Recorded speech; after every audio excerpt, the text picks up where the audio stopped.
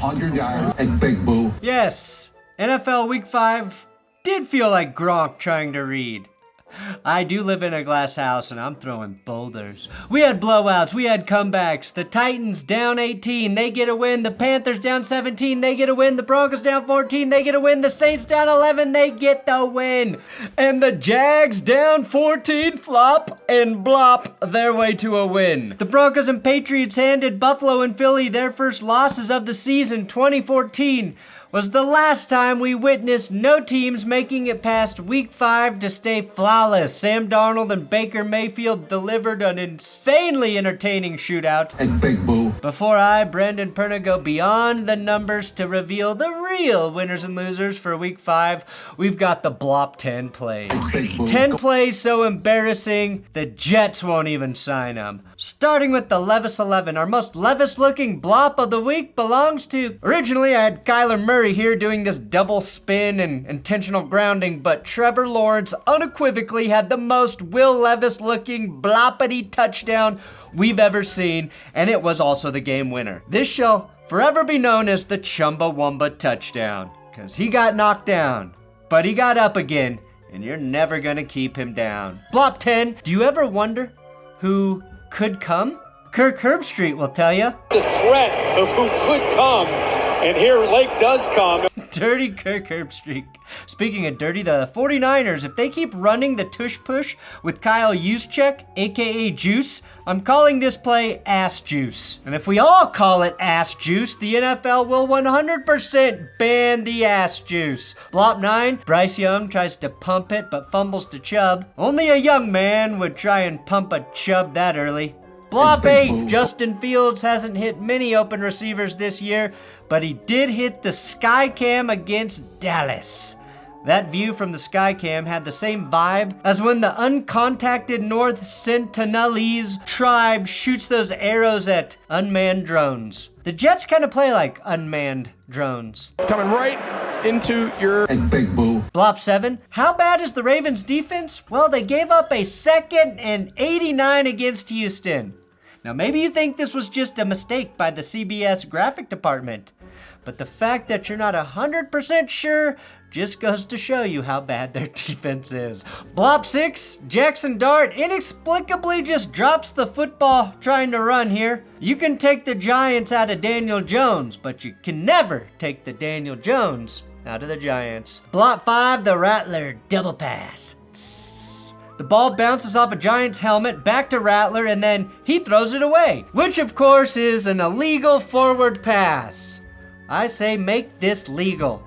Make this legal, because it's awesome. Blop 4, a fan catches a throwaway pass from Josh Allen and then just runs out of the stadium with Mike Tirico continuing the play-by-play. Milano's gonna go. He's in row 10. He's in row 15. He might get a beer. Not quite Kevin Harlan there, but fun fact, you can actually keep the football that goes into the stands, but you just have to leave the game immediately. Given how that game ended for Buffalo, I'd say Milano made the right decision. Blop 3, these 3 officials all tossed their flags in perfect unison with one another. Just like women, ref cycles do sync as well when they spend enough time together. And if you double this, you do get 6 flags.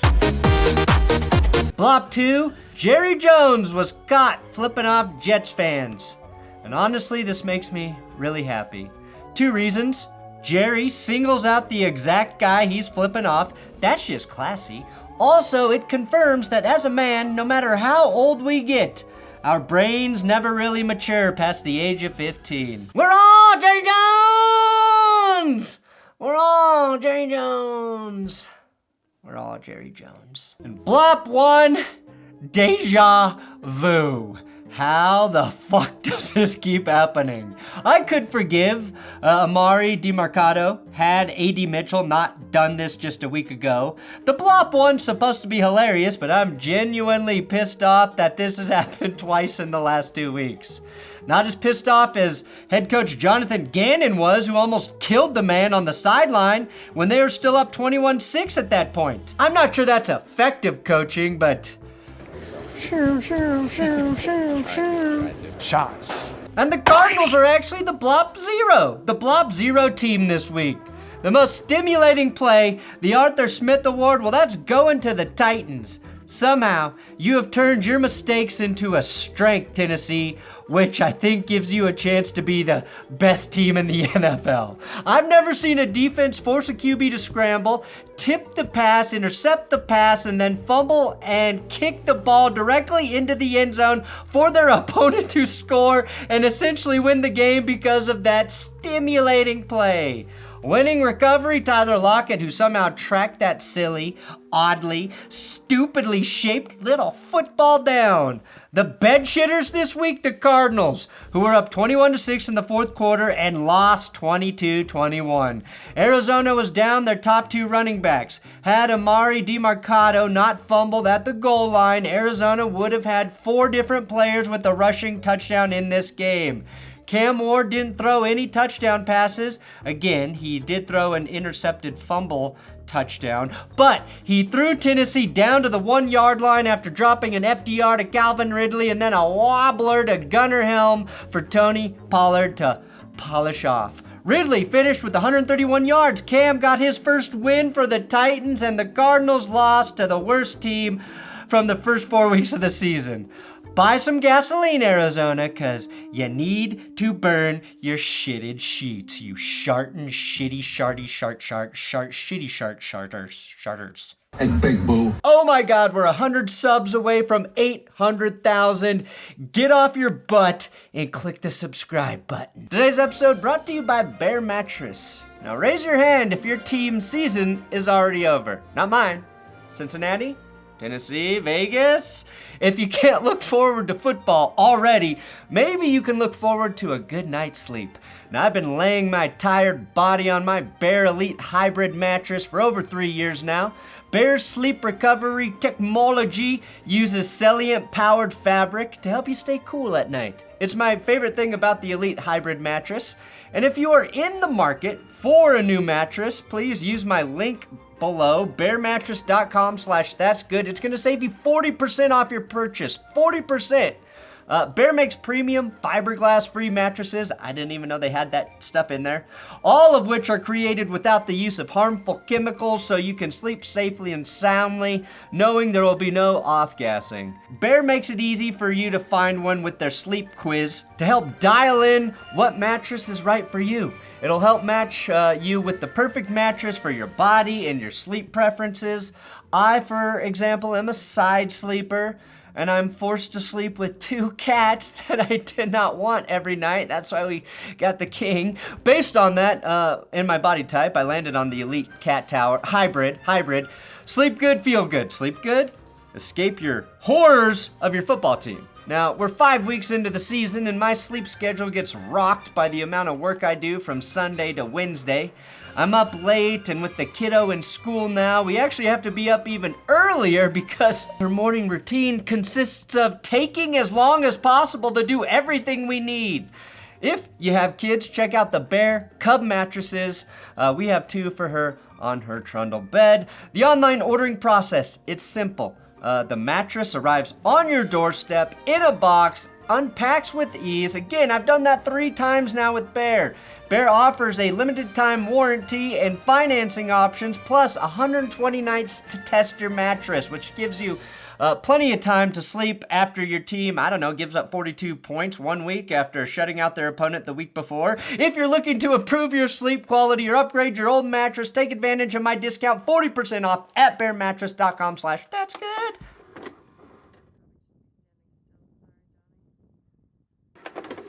Winning guts.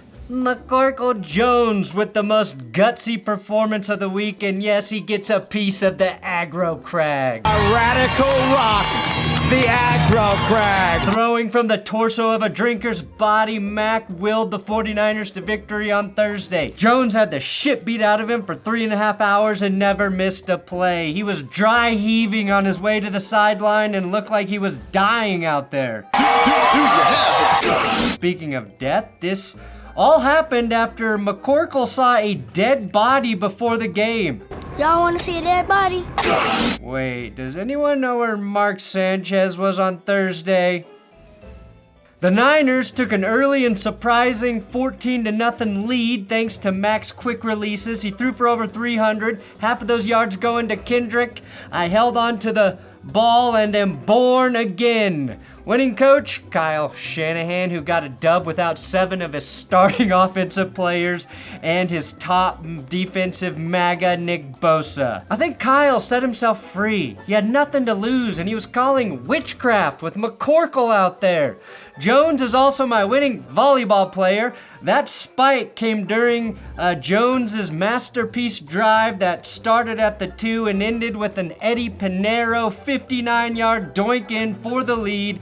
Losing ball security, got to go to the Rams. LA beat themselves in this one. Sean McVay is about to go to Cabo to meet with Blake Corum's replacement after he fumbled. 2 of Stafford's 3 touchdowns went to Kyron Williams. Williams' great night was ruined when my winning rookie Alfred Collins punched Kyron right in the fucking noggin and the football to stop Williams from scoring what would have been a game-clinching TD. Stafford willed LA back into contention despite that fumble, but on 4th and short, Sean McVay decided on the night where he saw both of his running backs fumble and Matthew Stafford was nearly at 400 yards, he should hand the ball off.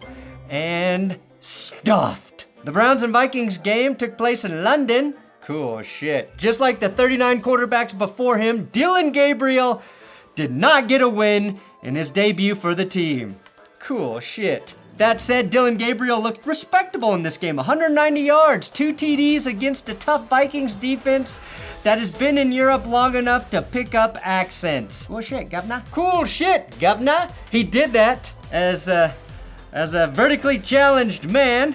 Quinshawn Judkins had his first 100-yard game and would have had a lot more if holding didn't negate his 56-yard touchdown rip.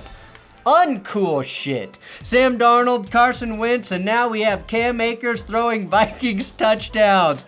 Cool shit. The winning catch in this game, though, belongs to Jordan Addison, who called game after he was benched for missing a team walkthrough. Pretty dumb move after you just returned from your DUI suspension, Jordan. Winning leader, Justin Jefferson, who handled the presser afterwards like a pro when asked about Addison. I definitely have my words with J.A., but it's just all about, growing up and just, he's a great player. He's a tremendous talent. I just got to do better into, keeping him under my wing and making sure that he has his head on straight. Leadership is cool shit, kids. Now, I don't think there's a better example of a winning team right now than the Colts.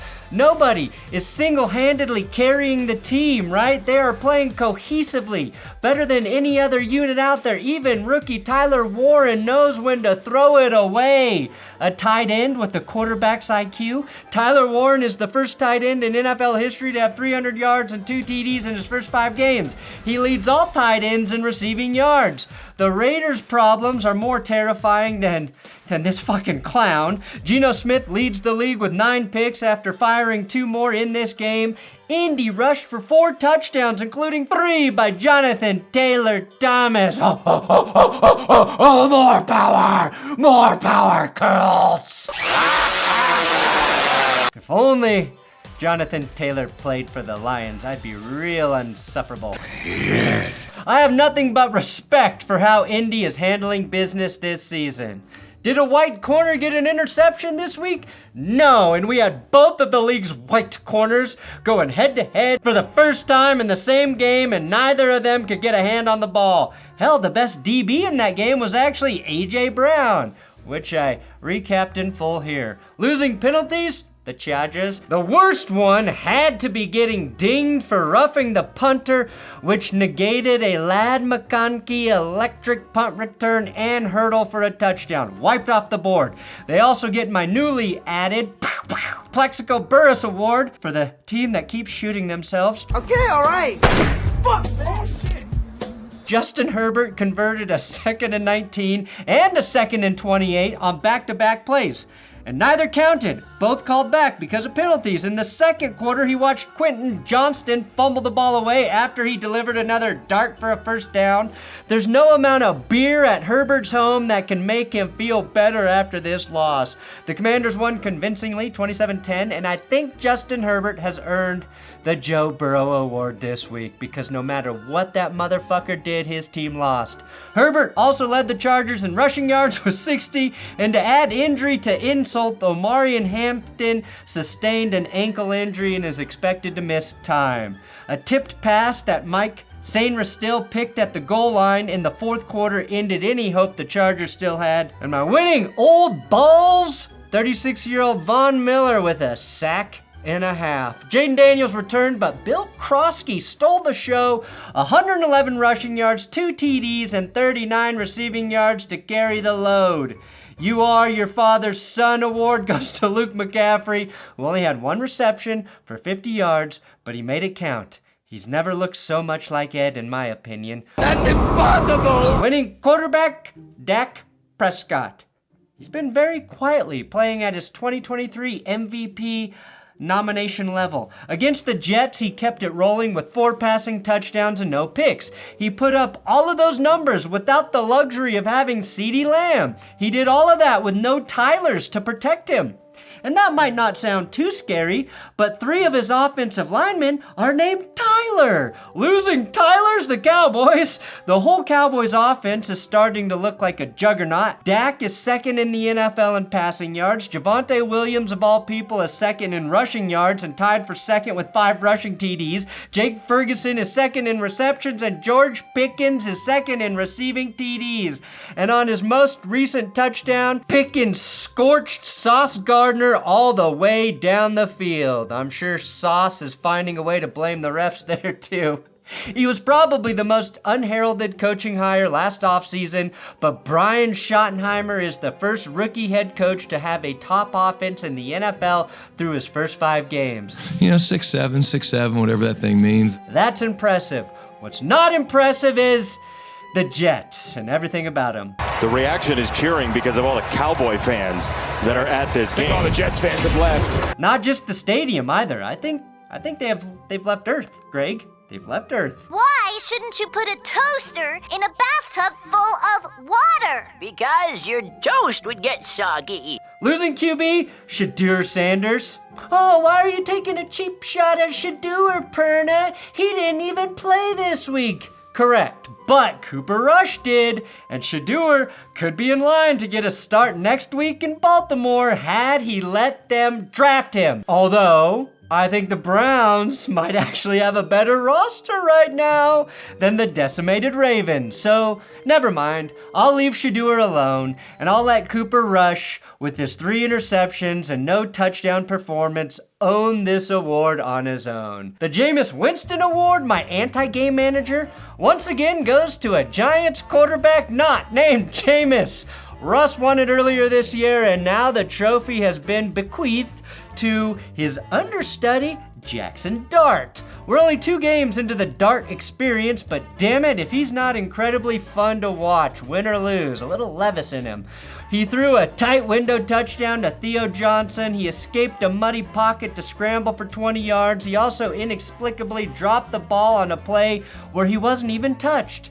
Then to top it all off, he threw a pair of interceptions to the one and only Kool-Aid McKinstry, which allowed us to see the original Kool-Aid man in the stands at the Superdome cheering on his namesake. The rule of Jameis is that water always finds its level. No matter whether his team is leading or trailing, it will become close in the end, and Jackson Dart lived up to that billing. It's great to have Jameis's protege already working his magic with the key assist by the Scott man, whose fumble did lead to a 86-yard Saints scoop and score. Now you can lose your car, but you can't lose the need. The need for speed. The need for Shaheed. Shaheed hauled in an 87-yard bomb, reaching a speed of 21.72 miles per hour. Shaheed finished with a $114 and a TD. Spencer Rattler got his first NFL win and his first game manager award. 225 passing yards, 1 TD, no picks, and true management material type performance. Alvin Kamara passed Marcus Allen for 5th most catches by a running back in NFL history. Now, he, of course, already led Marcus Allen in rests at the Pro Bowl. But happy he passed him in one more category. Question for everyone. Is this the worst roughing the passer call in NFL history? No, that remains Chris Jones tapping Tom Brady's shoulder in the playoffs, but this is a close second.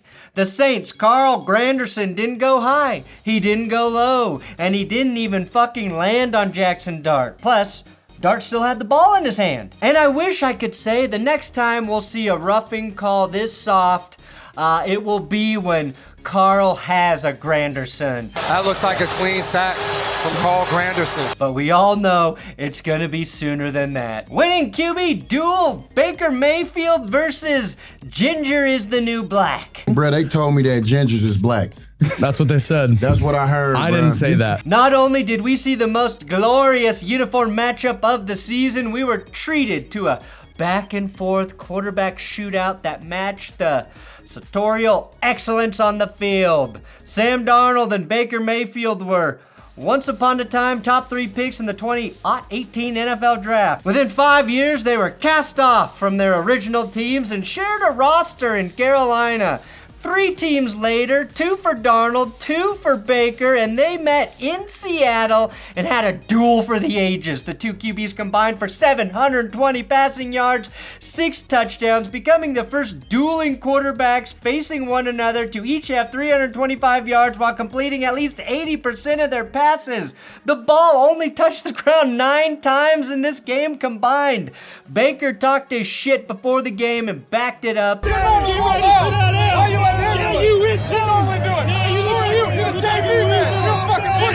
He became the first QB in a regular season game to have 375 plus yards and fewer than 5 incompletions. And the deciding factor in this one? Unfortunately, the dark arts. Baker's team was not cursed in my power rankings episode. Sam Darnold's team was, and with the game tied at 35, if this isn't the most cursed interception you'll ever see, you're already dead. Winning receiver? Well, the winning wide receiver this week goes to everyone from Ohio State.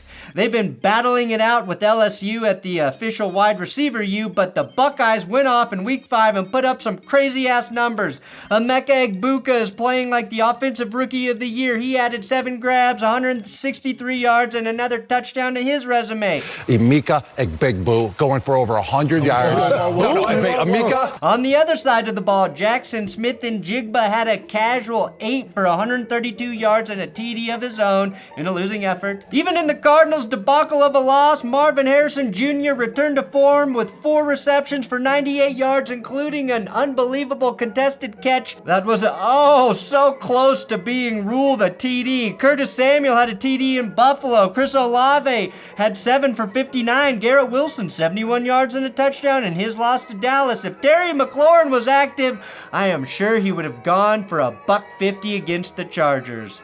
And he's not in the NFL yet, but Jeremiah Smith just had 2 touchdowns against Minnesota. The Tua Tagovailoa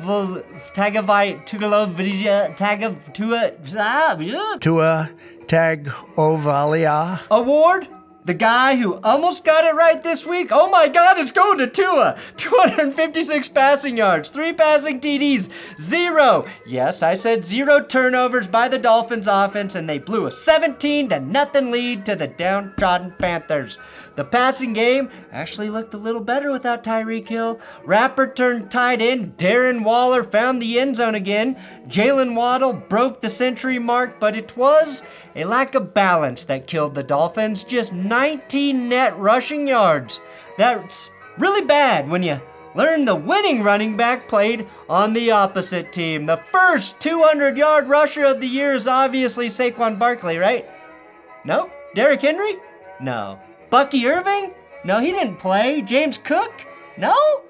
Holy fuck, you're telling me it was really Rico Dowdle? The top 5 leading rushers for week 5. We may never see a list like this again, okay? Rico, Javonte Williams, Breece Hall, and Bill Krosky. Rico Dowdle had rushed for all of 83 yards in the first 4 weeks of the season combined, and suddenly he exploded for a random 206 on the ground with 234 yards from scrimmage overall. 9 yards a pop on 23 carries is crazy. Maybe it's not too random when you consider the Dolphins' run defense has been getting gashed and obliterated all year, but look at this glorious rushing chart. It might be the greatest out-of-nowhere performance by a running back since Jonas Gray. Nice win, Carolina, and nice to see Xavier Legette get into the end zone and, catch the ball. We do have to talk about Eric Collins and his NFL debut as an announcer, for we have finally found the heir apparent to Gus Johnson. Every year, Fox calls up an announcer to the big leagues while Joe Davis calls the MLB postseason, and Charlotte Hornets announcer Eric Collins got the nod, and oh my God, it was something special. Tungo Bailoa has Waddle! He's open! Look at him! What kind of speed do you get, young man? Dowdle! Still on his feet! He was handed one of the least relevant games on the early slate and pounced on it, making a game between 2 teams with 2 combined wins sound like the final Super Bowl to ever be played. Look at him go!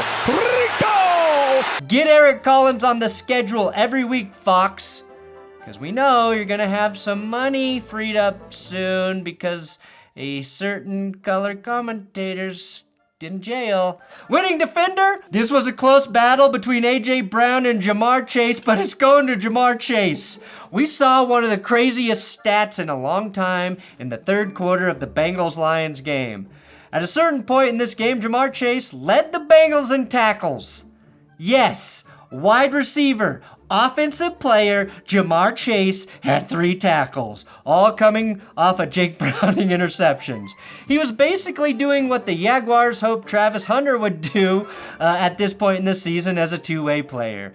We all thought the Bengals would be sacrificing defense when they tied up all that money in their skill position players, but think again. Who knew Cincy's front office was actually playing 4D chess this whole time?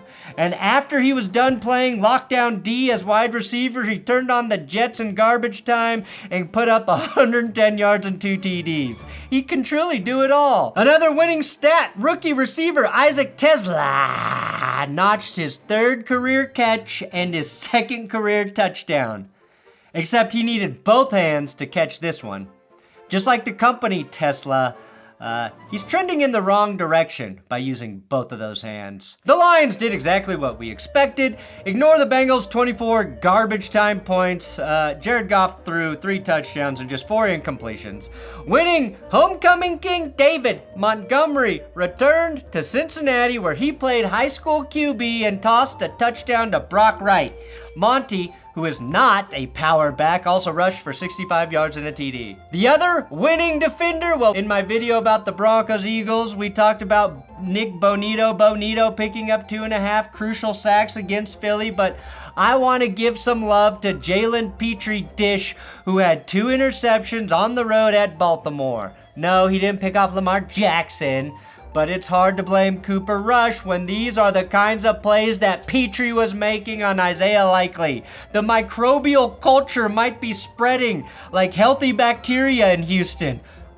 As they dominated the Ravens 44-10 and got their 2nd win in a row, he also made a diving pick that was 100% instinct, 15% concentrated power of will. If that wasn't enough, he also hammered Derrick Henry back to the Stone Age on a toss play. This Texans defense hasn't gotten enough credit because they're only 2-3, but they're currently the top scoring D in the NFL, and if their offense could have scored more than 38 points in the first 3 games combined, they could be sitting atop the AFC South. Almost as quiet as their defense was CJ Stroud's 4 TD passes in this win. Losing virginity, 2 of those touchdowns went to Xavier Hutchinson, who has saved himself for a long time. Those were his first 2 NFL touchdowns in his 3rd season with Houston. That is commitment to celibacy, and I respect it. Rookie Jalen Hurst also got his first score, and now that these 2 young bucks finally got a taste of the end zone, I expect full-blown sex addiction for this offense. On the flip side of all of that, what the hell is this Ravens defense? In 2023, the Ravens had the top scoring D in the NFL. A year ago, they were 9th in that category. Now they're sitting at dead last in 2025, giving up an average of 35 points per game through their first 5. They've allowed 177 points so far, and at this pace, they'll give up 602. Which would top the previous mark set by Carolina a year ago, whose defense allowed 534 points. As I said, 177 points already through 5 games. That vaunted 2000 Ravens defense allowed just 165 points all year. It just doesn't register to see a Ravens defense getting torched like this, regardless of whether or not they're extremely injured, and they are. And the revenge dagger this week it goes to Stefan Diggs. Now, he's faced his old team, the Buffalo Billies, twice since being traded to Houston in 2024. He is now 2-0 in those contests. Last year, he had 82 yards in a 23-20 win over the Bills in Week 5. This year, he had 146 yards in a, wait for it, 23-20 win over the Bills in, wait for it, again, Week 5. Diggs was particularly deadly in the second half at Buffalo. 7 of those catches and 113 of those yards came in the second half while New England was trying to close out the Bills on the road and get their first statement win of the Mike Vrabel era. Probably the most impressive play he made was on the game-winning drive when he saw Drake Maye in trouble. He worked back to the ball and picked up a first down early in the series. Diggs got the game ball, and he's also the first Patriots receiver to have 100 yards in 2 consecutive games since Jules Edelman did it all the way back in 2019. Holy shit!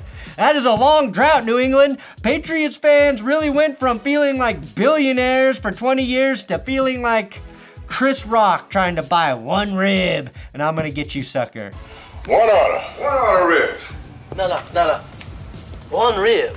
The Michael Penis Jr. Award, the player who rose to the occasion, I'm giving that to Drake Maye.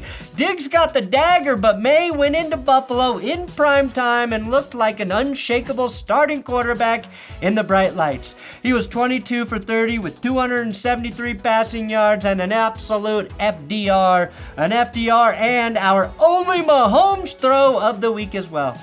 I thought Josh Allen would continue to be Drake's Kendrick Lamar, but 3 uncharacteristic turnovers for the Bills were just too much, even for the mighty Josh Allen to overcome. So Drake Maye is like Kendrick Lamar's Eminem? You wanna see a dead body? Hey, big boo. And the last game to happen, of course, was Monday Night Football. After trailing 14-0, the Jaguars hung tough to get my winning upset. Probably because Travis Kelce forgot how to catch. Losing refs, the officials in this game. And I know you thought I would promote Fuck the Refs coffee available at Benchwarmer Shop, but how about this instead? Also available at benchwarmershop.com. Congrats, Jacksonville, you survived the refs, you survived the Chiefs, and you survived yourselves. All 3 phases! The officials picked up a flag on an illegal pick at the goal line after Patrick Mahomes threatened their families. Based on the way the rule is written, though, and based on what the official in the booth said twice, that should have been a penalty. But since I have the biggest heart in the business, I'm gonna go ahead and give you that one, Casey. I'm giving you that one. My losing non-call was the pass interference penalty not called that resulted in a Trevor Lawrence interception and a subsequent Chiefs touchdown. I gave you the first one, KC, but there's not an honest Chiefs fan on earth that doesn't know you got the ball in enemy territory because the refs looked the other way. My losing call goes to Liam Cohen and Trevor Lawrence, who decided to try and leap over the pile early in this game, just so the Chiefs defense could knock the ball out of Trevor's hands and get a huge stop at the goal line. Trevor is tall, but he's got no hops, and he's not Josh Allen. And my winning pick That's going to Patty Mahomes, who gave the Jags the lead after firing a 99-yard pick six to Defensive Player of the Year candidate Devin Lloyd. I know this is Devin Lloyd's moment, Mike, but this is an incredible throw by Patrick Mahomes. All he does is toss touchdowns when you think about it. Chris Collinsworth, probably.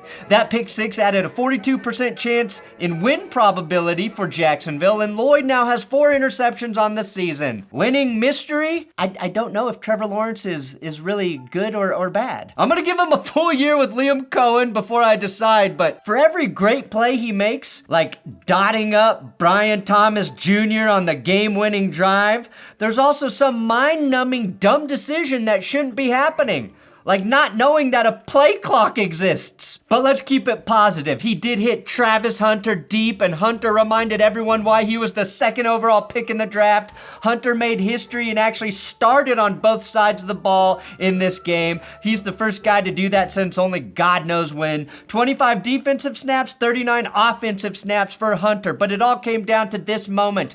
The dumbest, the ugliest, the most perfect game-winning touchdown by Trevor Lawrence. You've got the Mona Lisa, the Starry Night, Michelangelo's David, and now the Trevor Lawrence Chumba fucking Wumba touchdown. If I had to compare this play to a piece of art to properly convey the chaos and beauty of this final play, I think I'd have to go with one of Jackson Pollock's paintings. His famous paintings of Clown Bukkake. Chaos, beauty, and passion. Clown Bukkake. Panic, sheer panic on the ground. The vaunted Chiefs defense could not tackle a quarterback who fell down twice. Maybe because Chris Jones was as still as Michelangelo's David on that final play. Thanks for watching the real winners and losers here on That's Good Sports for Week 5. Subscribe so we hit 800,000 subs, and we'll celebrate that together tomorrow on Power Rankings. Hey, Big Boo.